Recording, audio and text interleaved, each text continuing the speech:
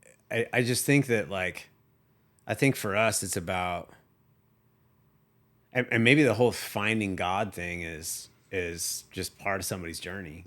You know, I do feel like there are, I don't know if this is accurate or not, but like maybe it's just the media and what's put out. I just think that like there's too many people in this world that are not connected to a God, right? There's like too many. It's like where they're trying to pull the names out of schools and not have prayers and certain things because of, oh man, it doesn't like apply to me or something like that. Is like, Well, what they don't realize is by, we all worship something, and what they're doing when they're saying there's no God is they're turning themselves into God, and they don't even know it. They're worshiping Totally. themselves. well, thinking that they're the ones in control. Yeah. Totally.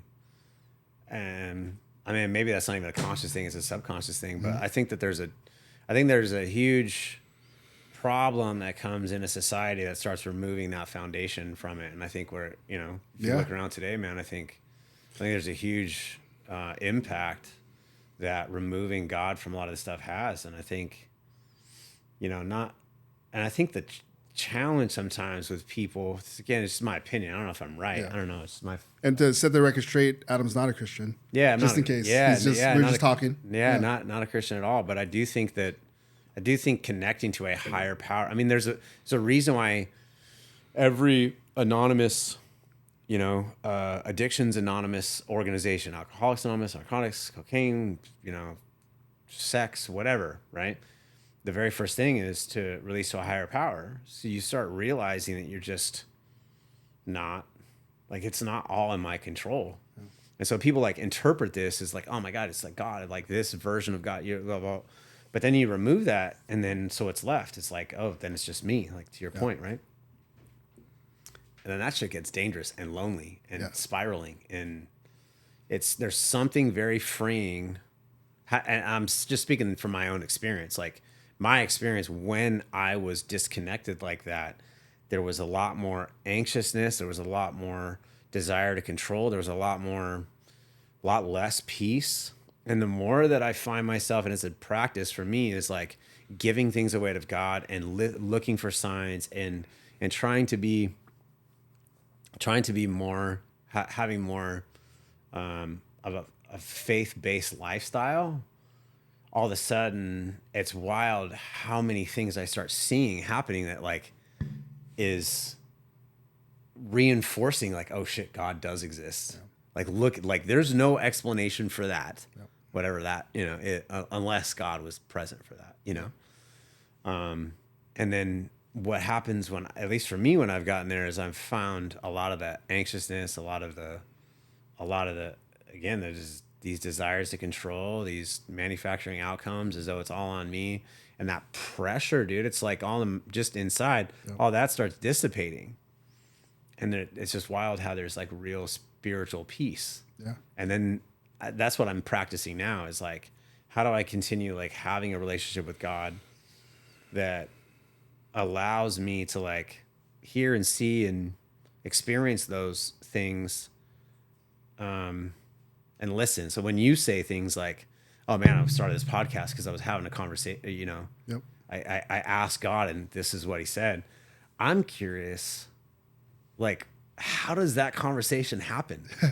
like where, cause like how do you discern the crazy monkey thoughts that are running through your mind versus like, well, by the way, I got a little sidetracked. I wanted to give you this. Cool. And this is going to connect to what we're talking about here. This is the Kaizen Book of Principles. Right on. In this, we talk about the spirit of masculinity. And are you familiar with the term daimon? No. So the Greeks called, I might be saying this incorrectly. So for your listeners out there that are like super judgmental, like I read this. Oh, they're out there. Yeah, for sure they're going to do it. They're like, oh, you said it wrong. Right. Yeah. Just so you know, like send a message and tell me how to say it properly. But anyway, I think it's called the daimon, which is this inner spirit, right? Wayne Dyer talks about,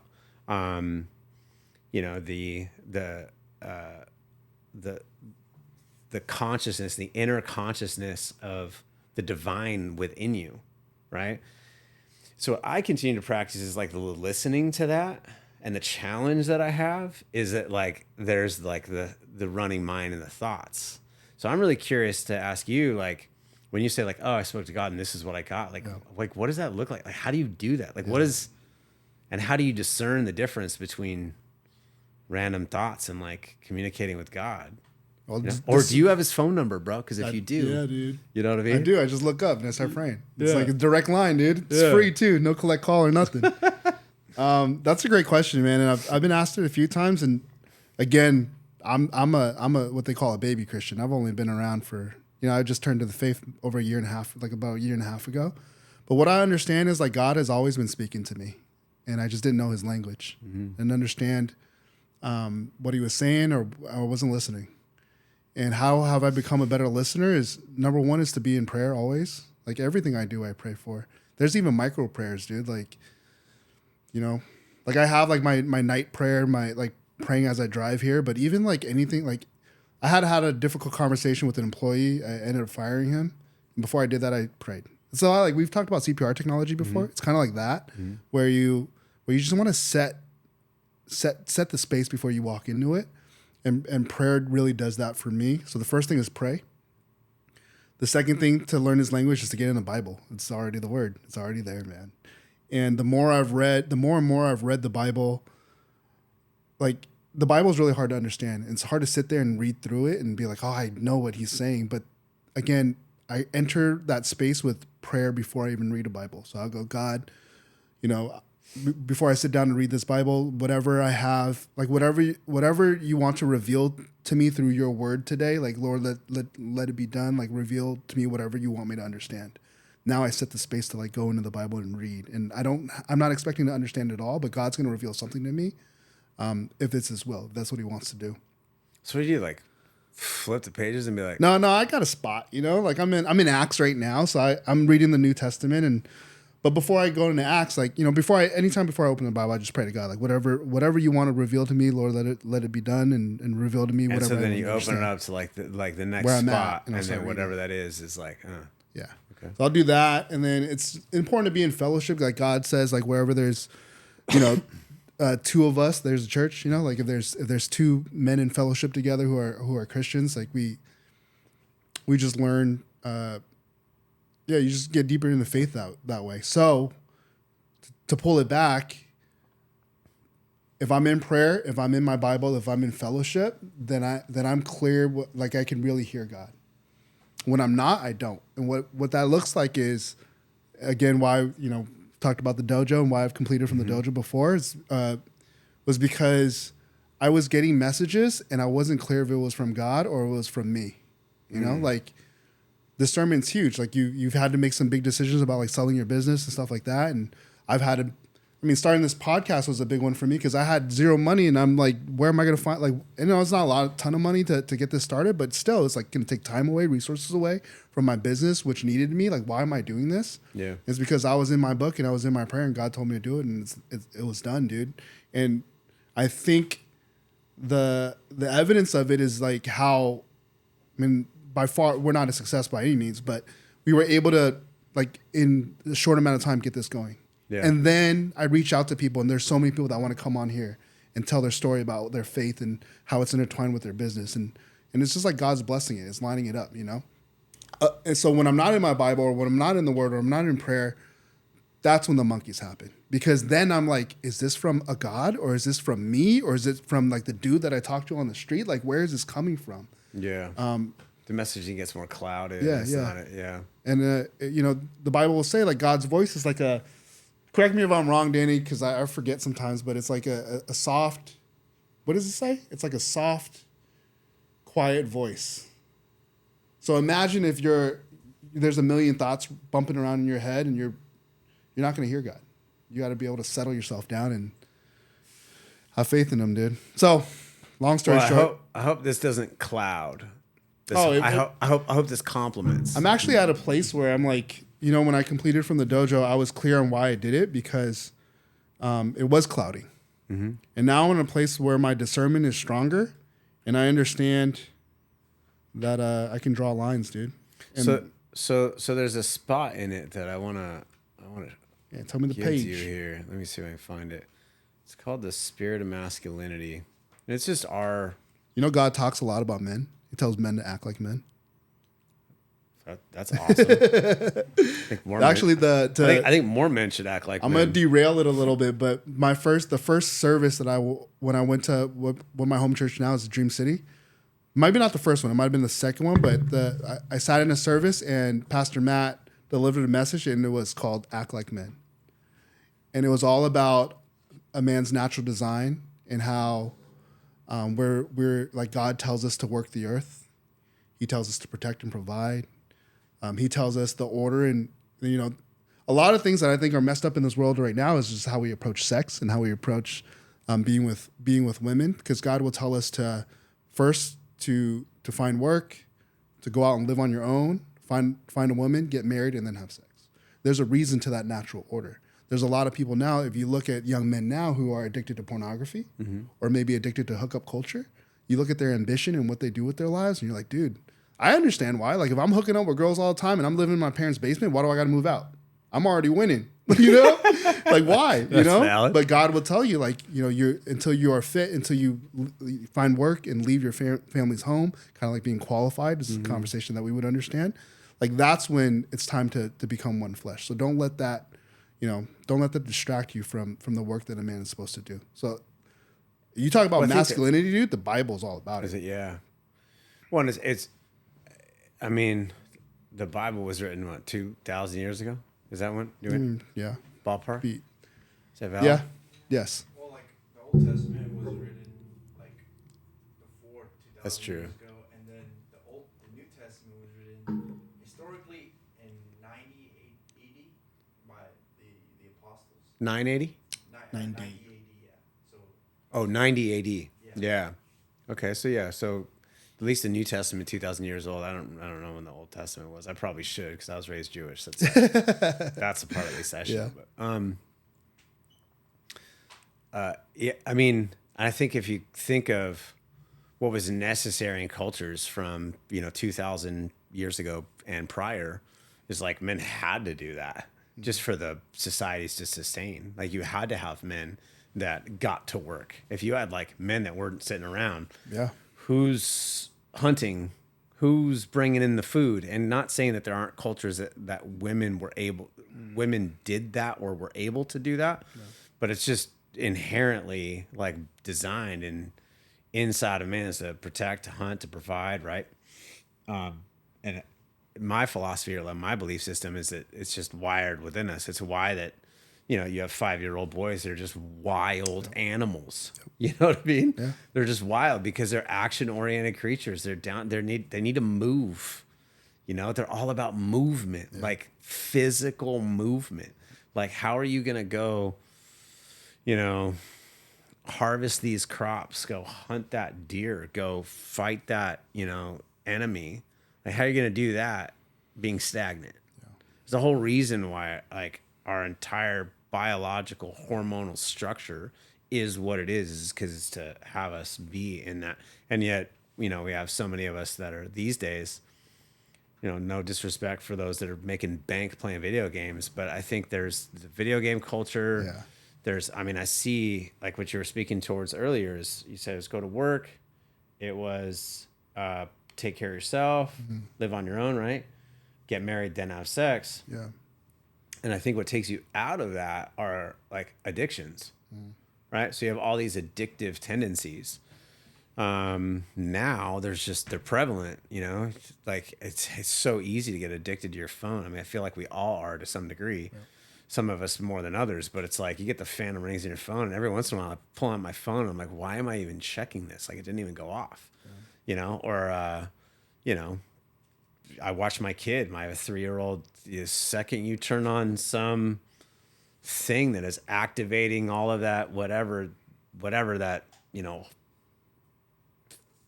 hormone is that gets released when they're, is that cortisol or something? No, cortisol is I can't remember what it's called. Yeah. Is it cortisol or just like all of a sudden they're just like activating this, like they're become a mummy, porn becomes that. So all those things just are things that when you're indulging in those kinds of behaviors, you're not in the other behaviors that we know that are productive and fruitful for you and a family and stability in society, such as work, taking care of yourself, getting married, and the steps that you were talking about. So, and we just have a culture today, man, that stuff's so easily accessible, man. It's so easy to just fall into, and in so many ways encouraged. Yeah. There's a lack of there's definitely a lack of I think teaching in general society around, hey, how do we get back towards doing what we know we're supposed to be doing, rather than engaging in a bunch of these activities that are pulling us away from There's it. already a playbook for it. It's called the Bible, Yeah. just follow the instructions, dude. That's awesome. Yeah, dude. Like that reminds me, like, I like to say a lot, like, no judgment to anybody because everyone's on their own journey. But the truth is, there is a little bit of judgment in me around, like, dude, when you talk about all those distractions and all that stuff, right? And that's when like with your son with the TV, like that's when you're able to pay attention, you know? And that's why it's so important that this entrepreneurship journey and where we're going with it is so that my wife can be at home with our kids. Because imagine that's what you paid attention to when you see your kids. What happens if you send them to daycare, or if you send them to babysitters or school or whatever? Like, totally. I can't even imagine what would be going on in those spaces, you know? And so for us, it's like, and I actually, like, the Bible will tell you that, like, I think it's modern day society that separates the sons from the families. And the Bible will actually say, like, one of the 10 commandments is, like, honor your mother and your father so that you could stay in the land in which, kind of pretty much stay in the land in which they work. So we're supposed to be closer together as family units biblically than what society has pushed us to do, which I always thought that it's a man's rite of passage to stand up against their father and, like, push him away and figure out his own 2 feet. And there is a piece of that I do still agree with, but I never thought about, well, if I honored my father throughout his life, like, would I be more willing, to be like him or work close to him or just, like, have a tighter family unit? You know what I mean? Totally. It's pretty wild, dude. I think there's a natural way of pushing your dad out, but I don't think it has to be with angst, animosity, negativity. Yeah. Like, there's a finesse and a really polite and a really honorable way of doing that maintains the integrity of the relationship too. Yeah. And then always defaulting to it being on his terms, Yeah. Like I don't do a good job of that. I definitely, there's some parts of it that, I, on a regular basis, I can look at it and be like, I could have done that better. Yeah. But I think just in conversation, it's like, I don't think it's so wide where it's like, oh, I got to kick my dad out or I got to honor him. I do think that there's a bunch of options in between that allow you to be able to do both. Maybe it's not pushing your dad out. Maybe it's the natural, changing of the guard, right? It's the natural progression that happens in a family. Yeah.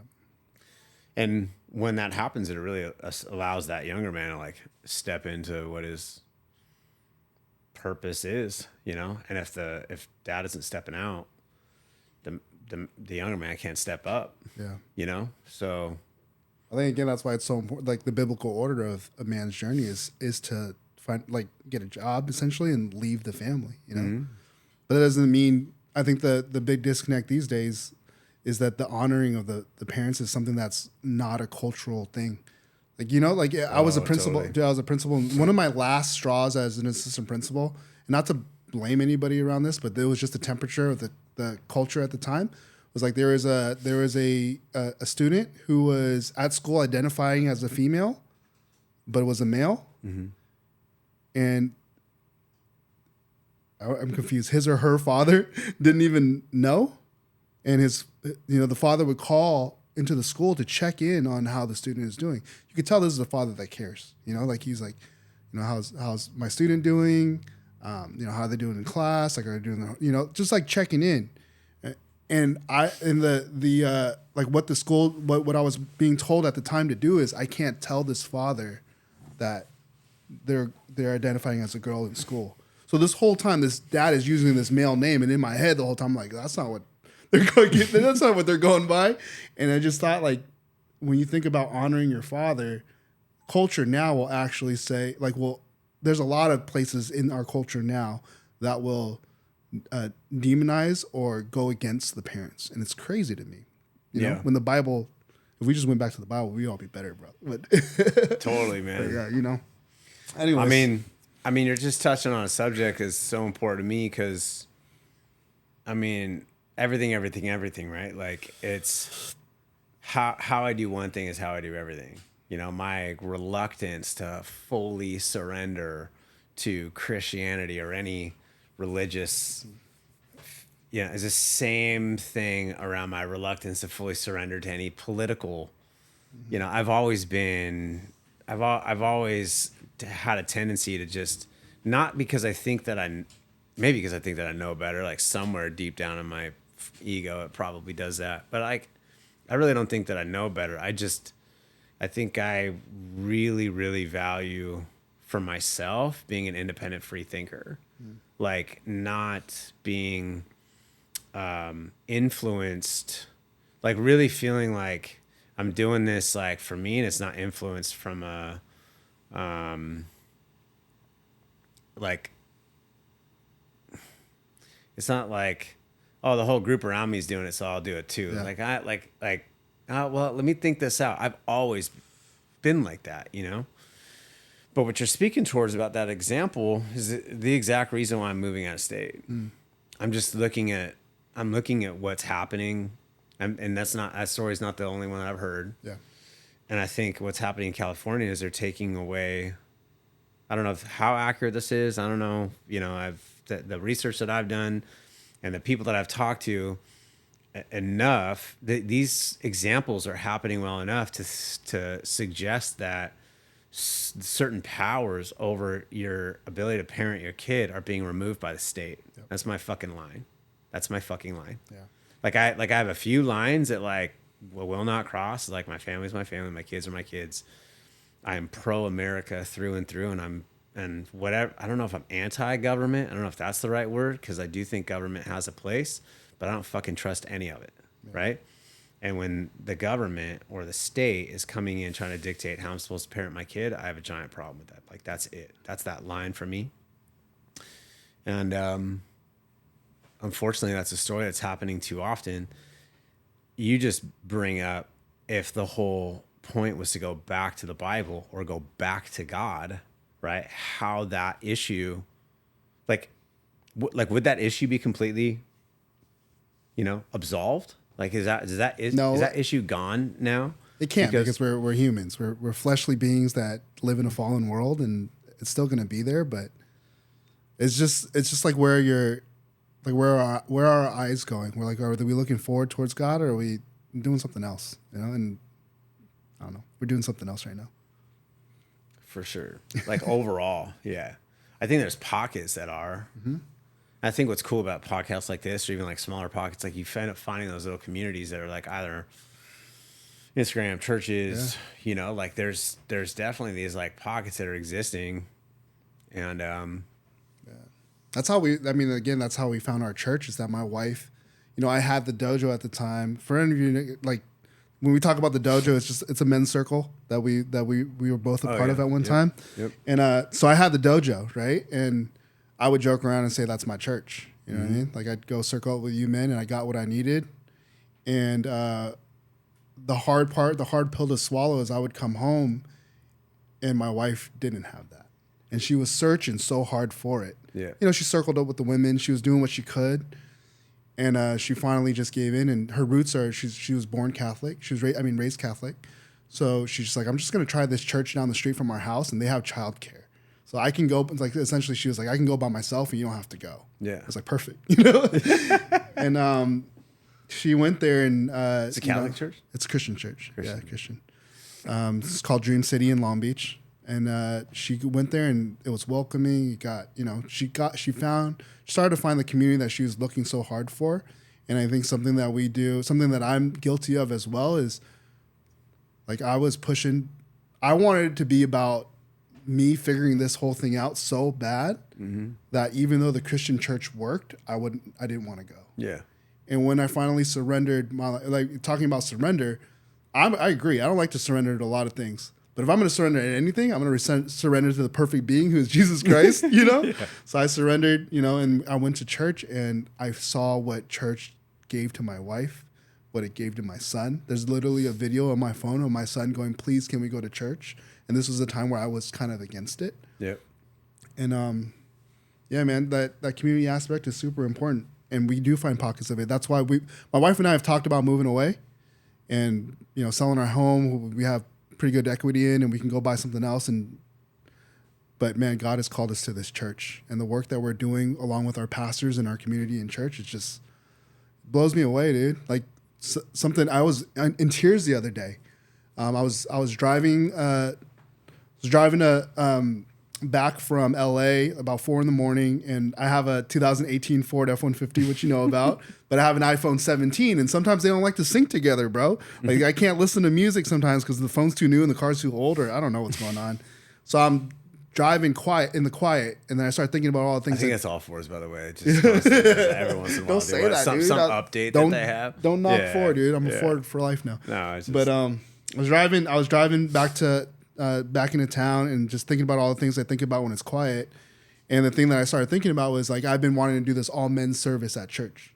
And I was like, why do I want to do this? Nobody even wants to do it. My pastor's not even really on board right now. Like, why am I thinking about this? And then I realized, I'm talking about me a lot. And then I flipped it to like, God, like, why are you putting this on my heart? Why do you want me to start this all men's service? Like, what is this about? Like, why do you want me to do this? Why are you calling me to this?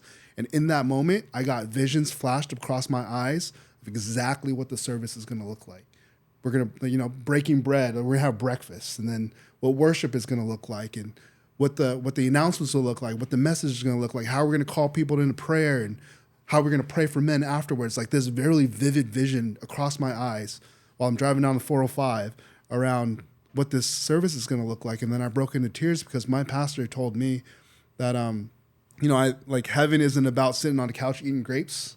Like, we're not just going to be chilling. Heaven is actually a place where we're going to do the Lord's work, but our gifts and our talents are going to be maximized and used perfectly. So we're going to be doing the most purposeful work we ever could. And in that moment, I understood, like, I got a glimpse of heaven right there. That God has told me to do this. And yeah, man, I just started breaking down in tears. I don't know why we're talking about this. I forgot, but it's all right. That's awesome, man. Yeah, dude. So, I mean, what I appreciate about you, what I appreciate, you know, you and I were briefly talking about earlier is like, I'm just really big on like positive impact. You know, Restoration Heroes I formed at the time because I thought that, you know, property damage restoration, you're dealing with fires and floods and disasters in homes. Some of the most challenging situations that people are going to go through. That, you know, they get out of bed at 5 o'clock in the morning when you're getting up, and all of a sudden slush, there's fucking water everywhere. Like, you got a giant problem. You know, we dealt with a number of problems through the Palisades and the Altadena fires, and how these people are being displaced. And, you know, we're dealing with all sorts of different situations from large to small. They all have an impact. They're all in people's homes, and they're challenging. And the idea was that Restoration Heroes, you could actually be a hero. What does it look like to actually be a hero? What so many businesses out there decide to do is that it's about the money. And I don't look. A business can't survive without money. So to say money isn't an important factor is disingenuous for certain. But does it have to be only about the money? Like, can't you bring and deliver a positive impact and make money? And by the way, can't you maybe temper the amount of money that you make so that you could drive like, what does it look like to, instead of being like, oh man, I need 35% margins, you're like, I'm happy with 25% margins. Look at all this benefit that I'm delivering to society. I've always been a big proponent of like doing something positive. So what I'm hearing you say is like, you've got this message from God, and you're taking this opportunity to bring positive benefits to society. You know, like when in a world where there's chaos and turmoil all over the place. You know, I mean, today's January 9th, there was a significant thing that happened yesterday. It's all over the news up in Minnesota, right? I mean, there's stuff that's happening everywhere, every day. And I think the more people like you go, how do I take God's message and provide some benefit to the world, the better. Yeah. Like, and I think so many of us were like, oh man, we got to have, I don't know why his name came to mind, Bieber, you know what I mean? Like Bieber level, you know, what's the word I'm looking for? Like Bieber level, like notoriety, you know, like I have to be the, like, you know, the Kardashians. It's like, dude, you could benefit just walking outside and like giving a shit about the person that's walking down that sidewalk. Like, why don't we do more of that? Yeah. Like, what if everybody turned and just did a little bit more good for each other? What the heck? What would that look like? I don't think it's a big shift individually, but and that's what I appreciate about the Christian faith. I appreciate about really all faiths is that I don't believe that in deep faith, true faith that is connecting you to God, that it is teaching you to hate others or negatively impact others or hurt others. If you're looking at like the real messaging that's happening there, I don't believe that. I don't see that. I obviously haven't read every single thing but when I just look around and I see what's going on, I see a whole lot of value coming from surrendering your life to a God and trying to bring that message, that positive message to society. I think we need a lot more of that. Yeah. You know, whatever that looks like, I don't know. I know. Sounds like you got a much better idea than I do, you know? So I appreciate the conversation and learning from you, you know? But that's where my head goes, man. It's just, yeah, all this stuff can do better. Long Beach Mushrooms, this podcast, like, you know, the work we were doing around the men, you know, a lot of what they're deciding to go off and do individually is, you know, having an impact. You know, I'm sure it's happening at your church. It's like, you know, unfortunately, it's not sexy. You know, unfortunately, it's not the stuff that like gets clicks per se. You know, but yeah, I mean, I think in 40 years, man, when I look back and I say like, what did I do here? It's like I spent a lot of time giving that shit the best chance that I could, just being good and setting an example for my kids. You know, I have a 3-year-old, I have a 1-year-old, both boys. Yep. Both are going to turn into me whether I like it or not. Yep. You know, some version thereof. And so what kind of example am I setting, you know, about, you know, who I want them to become? You know, that's such a big driver of decision making now. You know what I mean? So I think it's great, man. Yeah. I think, yeah. Yep. Yep.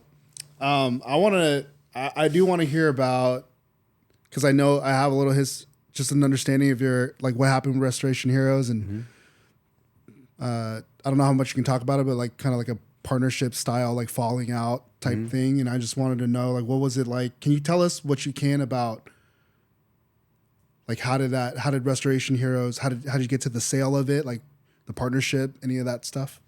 Yeah, man. I mean, I had to sell it through a partnership dispute. It was a very difficult, challenging situation.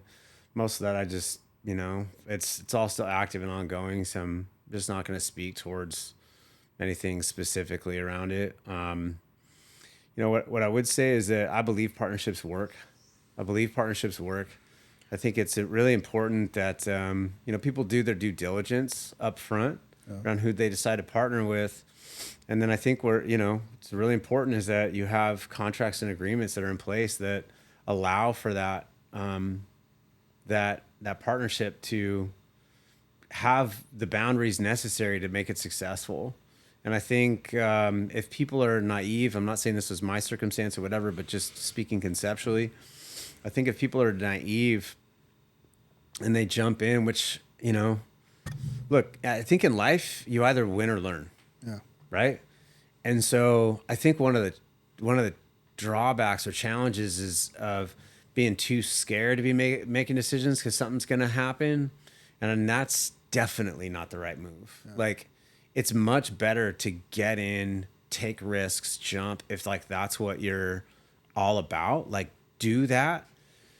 And then, you know, life's going to throw some curveballs and you're either going to win or you're going to learn, man. But like, I tell you what, you're not going to win sitting on the couch playing it safe, never taking the risk. Like you've got to do that.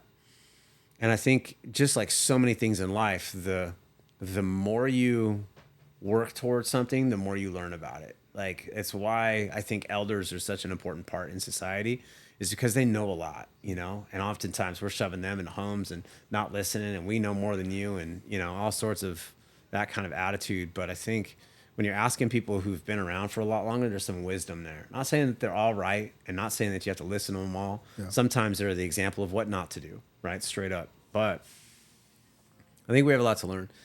I just think that as you grow in life, I think this is a natural part. But what I mean by that is, as you grow in life, it's a natural part to have challenges and situations and stuff you learn from, and clarity. Hindsight's 2020, right? But if I were to give any of the listeners about things that I've learned about partnerships, I personally believe they can work, even though the vast majority of the people that I talk to are like, don't ever get into partnerships. Dude, yeah. Right? The vast majority of the people I talk to say never get into a partnership. And I think, if I'm going to guess, right, just my opinion, I think it's because they're sensitive, because people change over time, because there's so many unknowns to that.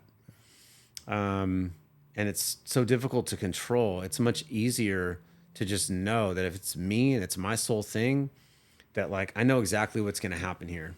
But when you look at some of the biggest businesses that ever been built, like, partnerships are there. I think look at like bands and musicians, right? There are solo guys, but there are bands that make it. For all the bands that make it, there's a huge graveyards of bands that didn't. So many times bands will break up because of personal conflict, right? I think that's a human condition of some kind. There's a human component to that creates that. Businesses are no different.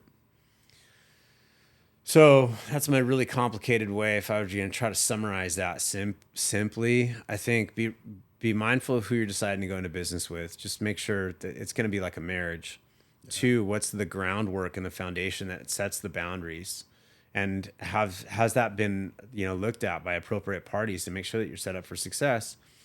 And then I think it takes 2 people to sit and listen. I think once, you know, you got to be willing to make compromises and work together and find solutions. And just like people say, marriage is hard, like, you know, so are partnerships. So to expect that, hey, it's roses and fairy tales today, is it going to be like that 2, 3, 5, 10 years from now? You know, nobody's got a crystal ball on that, man. So, but it's totally possible. I think if I had a really successful one, like I was speaking towards, you know, one of these companies that blew up, you know, I'd have a better idea of what that looked like. I've had a couple of partnerships, you know, in a couple of the businesses that I've been a part of. And I think all in all, man, it's just really about like listening, good communication, being in business with the right people. Once you start losing trust, once you start losing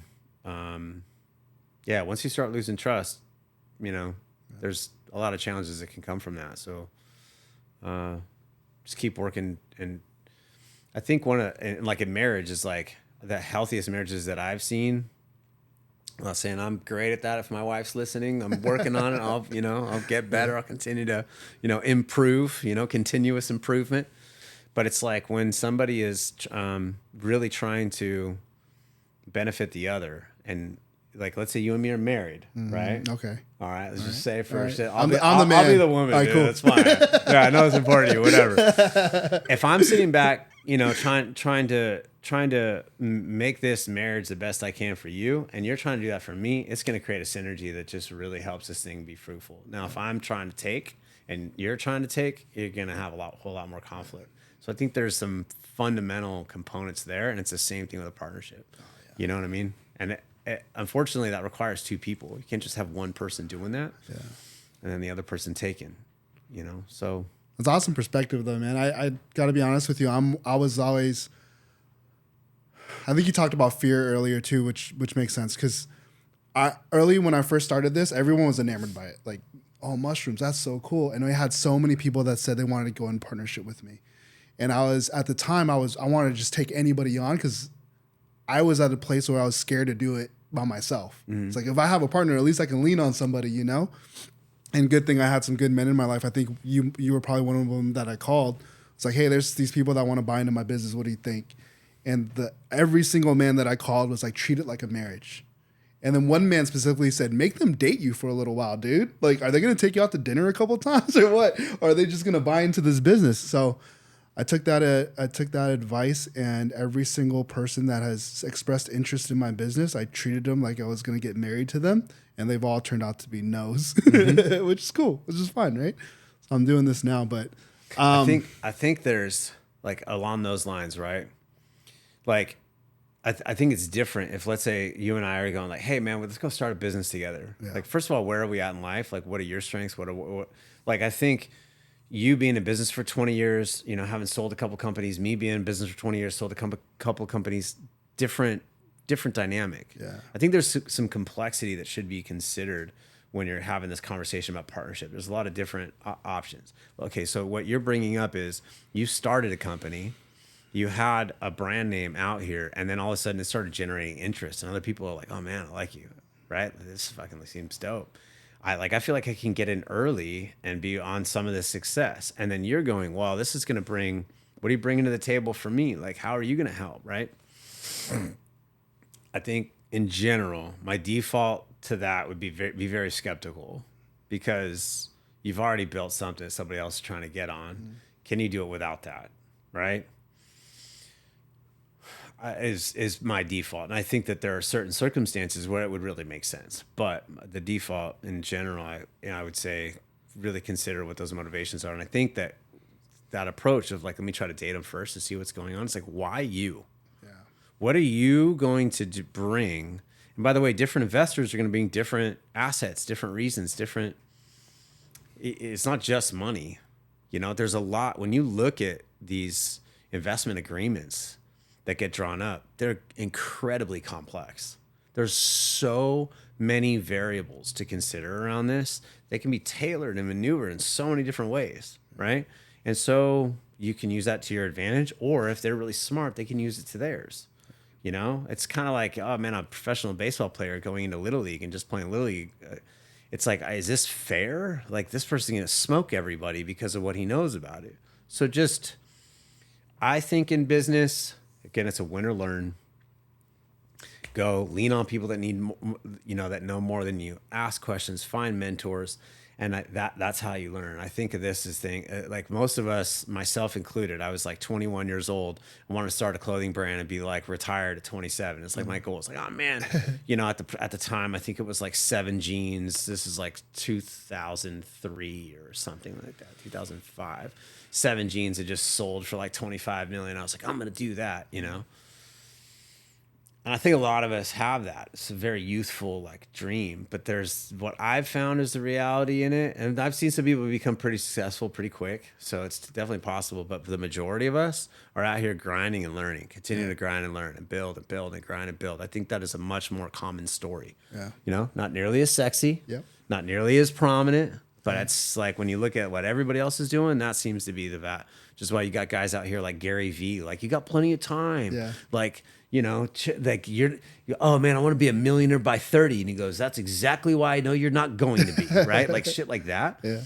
It's because like you got to be prepared for the grind, dude. You just go and then you learn and just be careful that you don't make the mistakes. Let's say somebody's trying to solicit, getting inside of your business, become an investor. That is incredibly difficult to unravel because those are, if you look around, you're like, I got something really special going on here. Ask yourself, do I need that? There's a bunch of other ways to get money. Yeah. That isn't giving up equity. Yeah. Or if you are giving up equity, are they controlling interests? Are they not controlling interests? A lot of variables to consider. Yeah. Yep. I think so. Something that for any listeners watching, something that I like to do before I have a guest on is I go to the Bible and I'll I'll just be in prayer with God. Is there anything that, I'm gonna open up this Bible, and is there anything that you would reveal to me that might be a benefit or might work for the guests that we have on this show? And I actually came across two stories about partnership, and one of them, and they're both actually uncle and nephew stories. And one of them is the first one is Abram and Lot, and they actually get into partnership together and they build a business, and they're super successful, and they start having all this livestock, and they have more employees out under them and all that stuff, and they get to the place where they're so big that like they're still cool, but their employees start fighting, and the people under them start fighting, and they're within this business there's just a lot of turmoil, but they're still very successful. And what they chose to do, and Abram was the elder, is they understood that they couldn't go any further together. And Abram was like, okay, we're going to have to part ways. And Lot agreed too. But Abram, who was the elder, was like, you choose. Like, do you want this land or that land? Like, you want to go east or you want to go west? And Lot looked back, and, this way looked better. It's more lush, more water and all that stuff. So Lot's like, I'm going to go that way. And then Abram's like, cool, I'm going to go this way.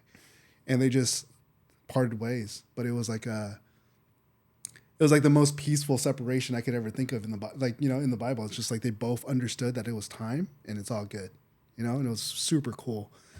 On the flip side, there's Jacob and Laban, and Jacob goes to work for Laban. It's kind of twisted because he wants to marry Laban's daughter, which would be a cousin marriage, but it was cool back then. It's cool back then. But let's just skip that. It's cool. We're good. But so Jacob goes and works for Laban, and Laban is the one with already the business, right? He's the successful one. And he brings Jacob in, and then he starts, like, the agreement was Jacob was going to work for Laban for 7 years, and then he would be allowed to marry his daughter, Rachel, who he fell in love with. But Laban is like a master manipulator and deceiver, dude, because all the time, he would be changing the terms of the agreement. Like, you talked about how important they are. Well, this dude's changing the terms every time. Like, he's... First, it was like work for me for 7 years, and then he started like changing his wages. I think the Bible says 10 times he changes his wages. Like, promised to pay him this and then would short him. Promised to pay him this and then would short him. And there's all this conflict arise. And then actually, the super messed up part was after 7 years, Laban was like, "Okay, you can marry my daughter." But he marries him to the elder daughter, not Rachel. Not the hot one. No, Not the one he was in love with, dude. The overweight one, the one that was not so attractive. Super messed up, dude. And then, but Jacob, and again, this is old times. Jacob was so in love with his daughter, and there's more to it, but he said, I'll work for you for 7 more years if you give me Rachel's hand at the end of 7 years. So he does that. He works for him 7 years, going through the same stuff, right? And then what happens? What ends up happening at the end is like God goes to Jacob and says, "Hey, it's time to leave now. Like, it's time for you to depart. You are to, like, I'm granting you the freedom to go, take your wives with you, and get out from under Laban." And then so he leaves, and then Laban obviously chases after him, and then God actually stops Laban and says, "Hey, you're not going to harm Jacob. Like, it's time for you to stop." And they didn't end on peaceful terms. What ended up happening is they had to build this huge watchtower in between both their lands, and there was agreement to not cross over each other's land. But that watchtower is there because if anybody did, like, there's going to be a reckoning to happen, right? And the thing that I've learned about these two different stories is just like the difference in how partnerships can end, first of all. But the cool thing is to think about how, like, God blessed both of them. Like, Jacob was this dude who was like getting hammered and all this stuff, and God was just like, be patient, dude. Like, how easy could it be for Jacob at the end of this to be like, try to get revenge or like turn around and or maybe like didn't hold up to his word. It's like, I'm not working for you for another 7 years. Like, you messed with me. Like, I'm out of here, Yep. But the thing was, God promised Jacob before he ever went to Laban that I will be with you, and this is the land that I've promised you. So he held on to God's promise this whole time, and that's what kept him through. So it's just cool to see, just, I don't know if you got anything out of that, but it's just cool to see like how God can use partnerships in different ways.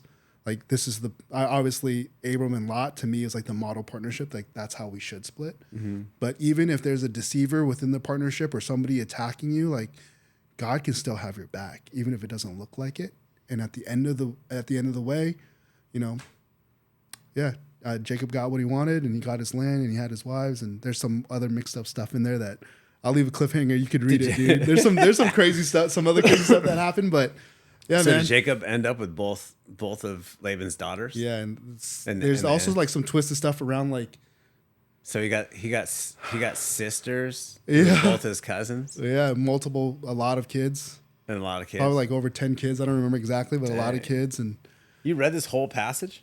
yeah, well, it's in Genesis. It's actually within. The crazy thing about the Bible, dude, is it's a lot packed into a little. Like, Oh yeah, I know. there's a That's lot, why. That's dude. why Yeah. those pages are Yeah. so thin, man. Yeah, There's a reason. Like exactly. if they use Dude, if they real use thick, real paper, you're whatever it carrying is, around like this 10 point. Yeah, dude, you'd be carrying a.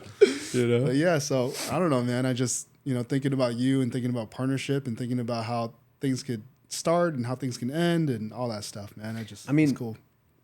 I don't know if I'm hearing all those and then going straight to like partnership. I think there's partnership is a component that's in both of those stories. But I think like what I hear is just how God is present and the outcomes are like, especially when you're in the middle of it, your outcomes are unknown. Like is this gonna be what was the first one? Abram and Lot. Abram and Lot outcome, or is this going to be a Laban and Jacob outcome, right? So like, and the thing that I've been practicing in the various partnerships that I've been in is like, I think faith is just inherent in like life, man. Like you just don't know how these outcomes are going to play out. And for me, I've had a tendency to try to like create outcomes. Like, okay, here's my plan. Yeah, dude. This is my 1-year Yep. plan. Here's my 5-year deal. Yeah. And then like this is where like we want to be, and here's the steps. And then when I can't do that, or we don't hit it, there's like, I think there's some people that do a really good job of not wearing that spiritually, psychologically, whatever that is. When I don't hit it, like I feel like I wear it, and I'm like, damn, like I messed up. What was it about me? What's going on? And all that stuff I've kind of found over time is counterproductive.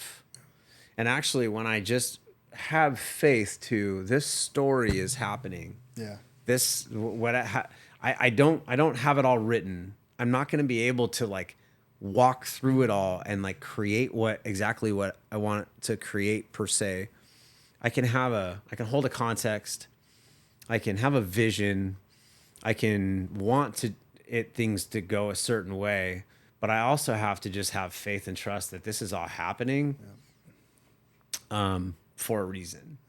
And for whatever that is, it removes so much of the angst and the pressure and the like whatever that is negative energy that like weighs you down. For me, it makes it harder to sleep. It makes it harder to stay positive. It makes it harder to like engage in a conversation like actively rather than just like, for me, I can go, kind of negative pretty quick. So if I'm like tired, I'm agitated, I'm just like I don't want to be here, like whatever that is. And when I'm energized, when I'm positive, when I'm hopeful, when I got that positive energy going through me, it's just wild how much more excited I am to be doing something, excited to be outside, like seeing the sunshine, like experiencing life, right? And I heard what you said earlier around how you pray and listen, and how there's all these different facets of it. It's like you not just reading the Bible, and it's praying beforehand, and it's having the fellowship and these different things that like all of a sudden all of the messaging in your life starts becoming more biblical or like faith-based, like you're like God, like so many more interactions with God when God is such an important big proponent of all the things that you do. And so that's what I'm hearing in these two stories is like, okay, if you take the partnership component out of it, it really is just two stories and two outcomes, man. And these different things can happen. And, I think my default is try to be a good person, do good in the world, set a good example. Some days I'm better at that than others. And, the recent practice over the last couple of years is just having a deeper relationship with God for me. Like that one-on-one relationship, the more, and I think That's how it starts. what I'm hearing, what I'm hearing you say, that there's a big takeaway for me is like, I do this in like spurts, Yep. right? It's like, where else can I involve God in my day to day? You know, you're saying it's like, I have a prayer when I'm driving to work, right? I have a prayer before I do this. Like you're intentionally including, I don't know if it's including is the right word, but like you're intentionally, like you're like actively engaging. You're actively engaging in relationship with God at like all these different times. And for me, it's like I feel like I try to get like this spot, but then like I'm off the next thing and I'm busy doing something else, not necessarily in my awareness, in my consciousness, like thinking about it. So I wonder where else that I can do that more. Get in the Bible. Is that what you do, dude? It's in every motel. Well, I mean, so I hear you. Yeah. But like even driving, right? Like even driving, to me, I think it's about like, what am I paying attention to? Am I sitting here going, here's the brake lights, there's the clouds, this is what's on the radio, I'm listening to this music, and I'm remembering this song that played 10 years ago, and I'm just following in the day-to-day of all this stuff, right? Or am I sitting here looking at those clouds going like, man, is God here? Right? It's like, and I'm not saying the Bible isn't it. I'm just saying, I think it's like, what am I paying attention to? Am I paying attention to God, or am I paying attention to something else? And the more I pay attention to God, whether it's with the Bible, whether it's being present, whether, whatever that is, I feel like I could do that more. And I don't know, maybe one day I'll pick up a Bible with you. Well, I mean, the personal relationship is the most important part in my eyes. Like that's where it starts. Well, if you don't have that, then it doesn't even matter what you're reading. You're thinking about something else. Exactly. And with that personal relationship, after you cultivate that personal relationship with Jesus Christ, it starts leading you into other things, and that's why I started. This is how dope the Bible is, dude. Those two stories are almost back to back. Like they're in Genesis. So God wants you to see like the perfect partnership, or like how this can happen, and then He really wants you to pay attention to Jacob, which happens after, because like some of the things that you're saying, before Jacob goes to Laban, he's in another land and he's trying to do it himself. Like he's thinking like, by my talents, by my gifts, by his like business know-how, he's going to manipulate this system and he's going to figure out how to be successful. And that actually works so bad for him that he has to leave that land, and that's why he ends up at Laban's place. In between those two, between that old where he was and where he ends up, God actually meets him and He tells him, I'm going to promise you this land. I'm going to be with you always. He says like there's like 4 things that he says to Jacob. And then Jacob goes to Laban put into this place where it would have been perfect for him to be old Jacob, to manipulate, to deceive, to figure out how to like game this system so that he can, get the money and the daughter and all this, right? But he doesn't. And the reason why he doesn't is because he holds on to God's promise. Faith. Yeah. He didn't have that interaction with God on the way there. And what are his motivations? What would he have done in the next spot? Yep. Like, I mean, and isn't that the ultimate like lesson out of that story? Is like, when you maintain the faith, when you do that and you just trust, there's this blind faith that for whatever reason, I don't know why, but when you do that, it's just wild how it just things work out, man. Yeah. Like,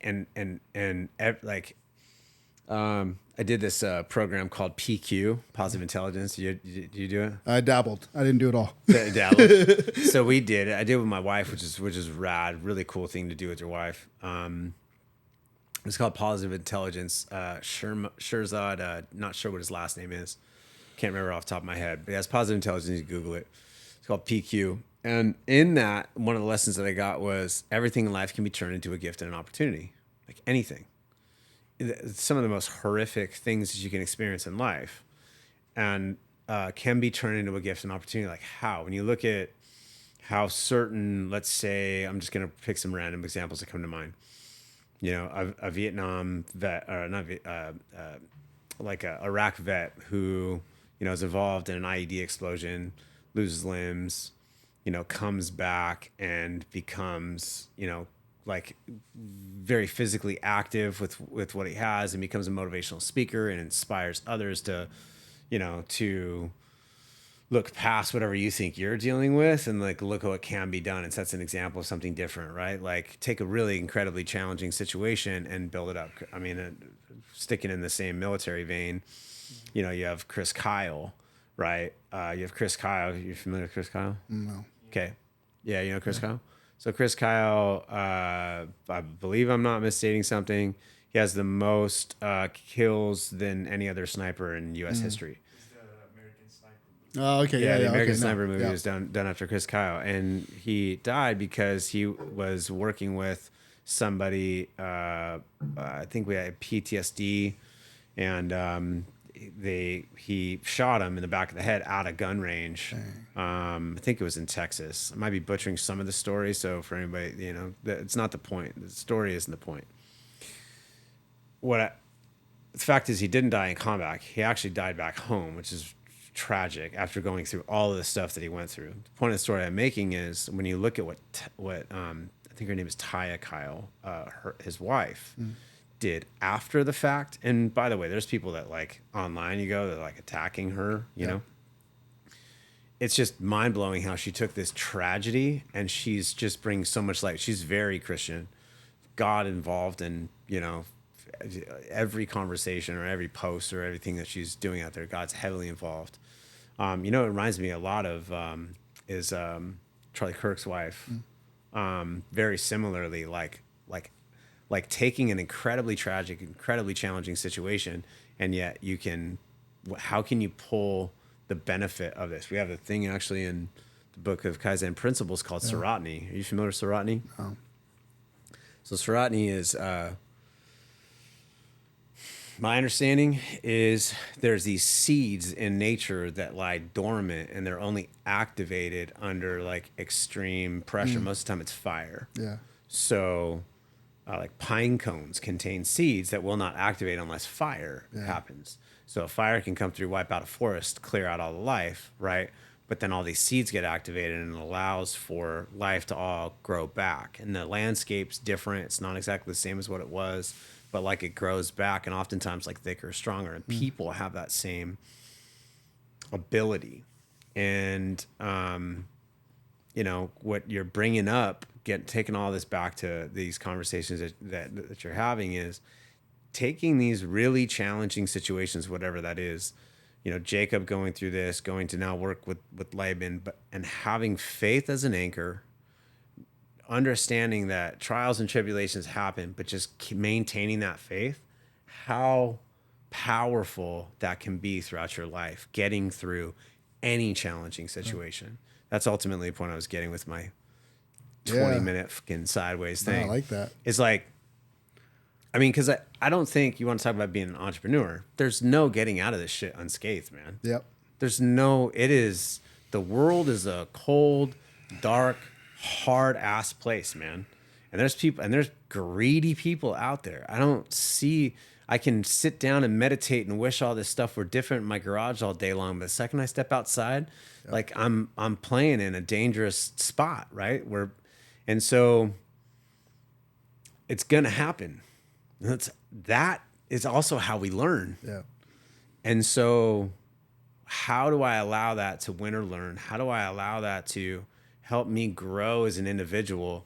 And I appreciate you being an anchor for the Christian side of that, right? Which is like the hope and the opportunity that comes out of having Christianity as your anchor and what that brings and the message that you can put out here.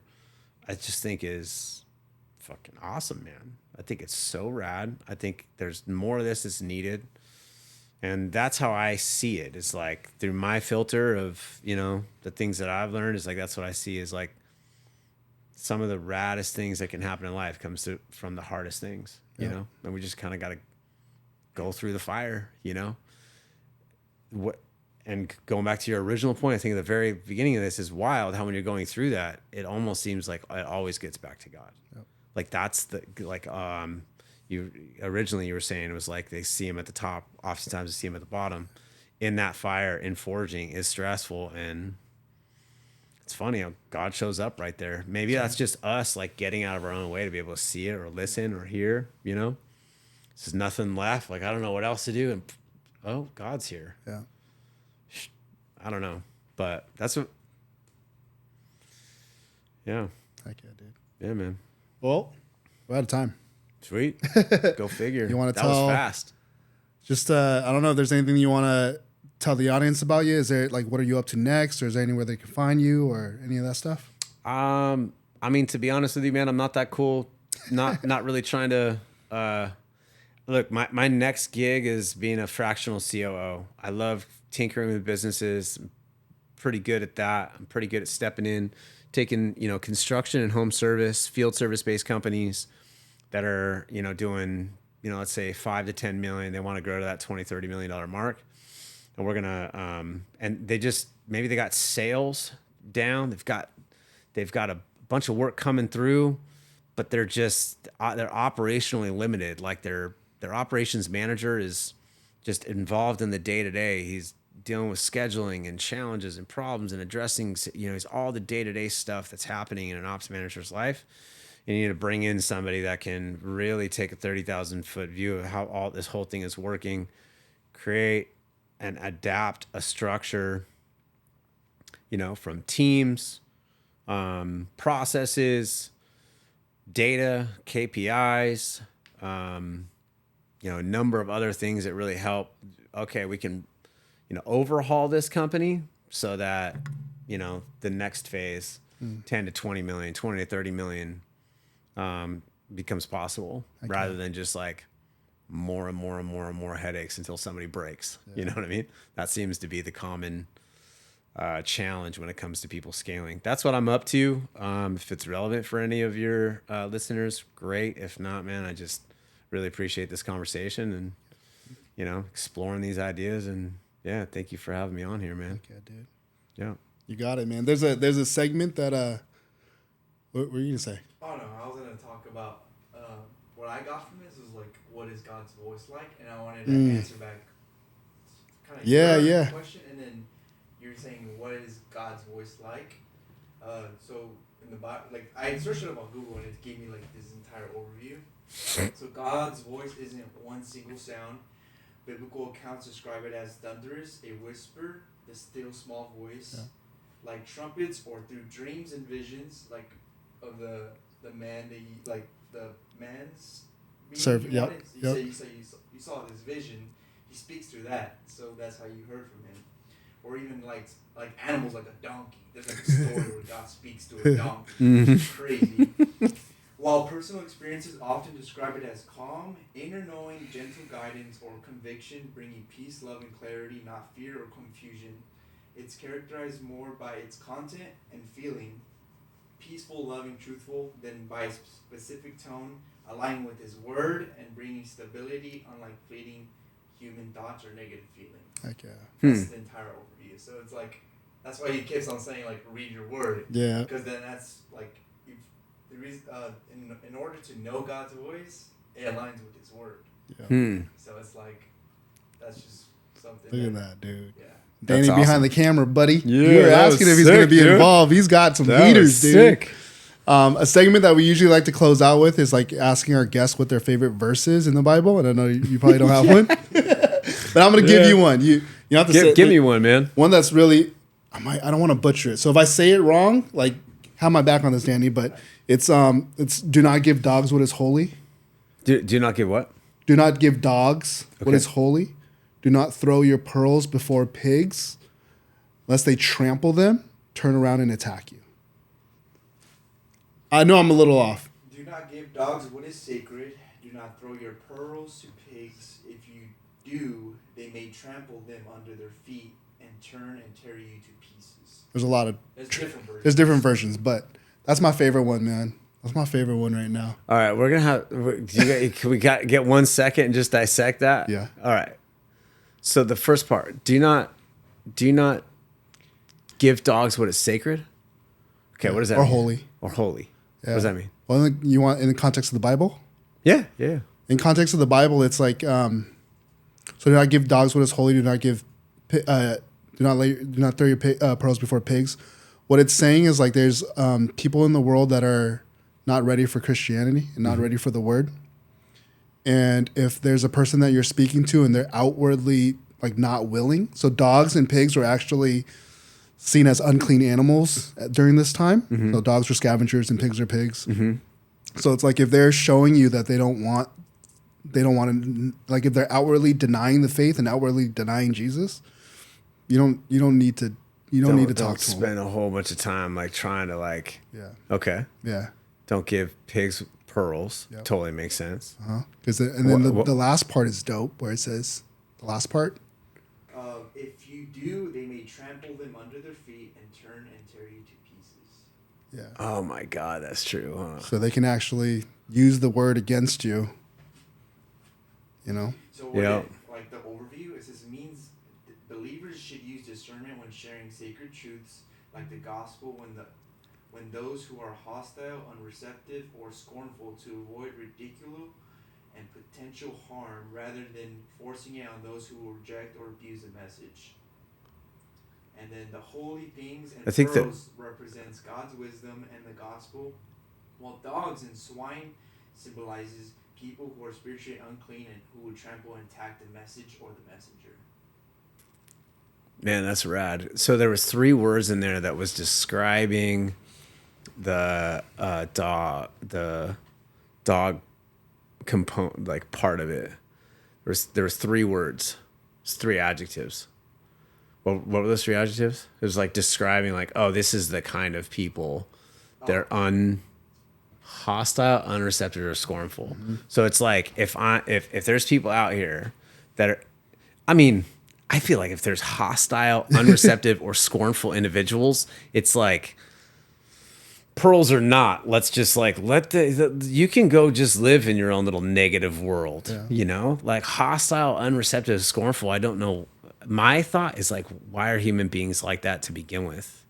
You know, it's like, goodness gracious, man, like just be a little bit more caring, receptive, open, just, you know, engaging in conversations. I feel like it's sad that they have to live a life like that because they're the ones that are paying all that price. And I totally get that if they are doing that, like I'm putting myself at risk trying to spread this word, right? Yeah. So I get that. Yeah, makes sense. And I say that one works right now because when we initially started this podcast, we were like, we're only having Christians on. Yeah. You know? And I know you're a man that's not a Christian, but I think that verse applies to us. Like you're not, you know, like you're just the way that you were on this podcast, like you're listening. Totally, you know? Dude. And I hope you pick up a Bible someday. I know, man. I appreciate how much you care to continue to bring that to me, man. Right, dude. That's what I get. I don't know, man. Maybe one day. I think that's what's more important is, at least for me, is just that fucking humans care about each other, dude. And like, you know, I think there's a lot less of that's going on. And to be able to engage in conversations like this without somebody feeling like somebody's right, somebody's wrong. It's just a conversation. Like, who the hell am I to know? Yeah. Like, I have no idea if I'm right or wrong about that. I don't know, man. But all I know is that I give a fuck about you as a human being. I just got to know you, giving a fuck about you as a human being. I really appreciate having a space like this to have a conversation, man. And the most important thing to me is like, this matters. So thank you for this space, man. Thank you for this time. Yeah, dude. I'm going to take us out in prayer. Cool. Let's go. Go. Oh, Heavenly Father, the God of gods, the King of kings, Lord, thank you for just allowing us to have this conversation, God. Thank you for bringing us together and just being able to have a conversation, whether we disagree or not, Lord, it's just powerful that we get to be together, Lord. I just, again, thank you for Adam for being here. You know, he's a man with a great heart who wants to do great things for this world, Lord, and I pray that that you're with him and that you just create the space for him to continue being a good man and doing great things, Lord. I'm always going to pray for this, and I'm going to pray that, you know, he opens up his heart to you, Lord, and maybe you show his face if he is looking for it, Lord. He talked about, you know, seeds being dormant, Lord, and we know about the parable of the sower that us as Christians, we're going to sow the seeds, Lord, and sometimes it'll fall on fertile soil and sometimes it won't. And God, I just pray that, you know, Adam's soil is fertile, or at least, you know, one day it will be, and that he may be receptive to you, Lord.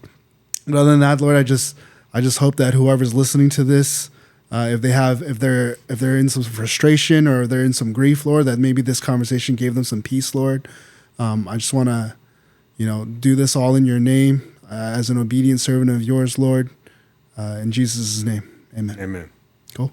Well, thank you for checking out another episode of the Daily Bread podcast. We're just going to keep going until God tells us to stop. So if you're watching out there, give us a like, give us a follow, share this page.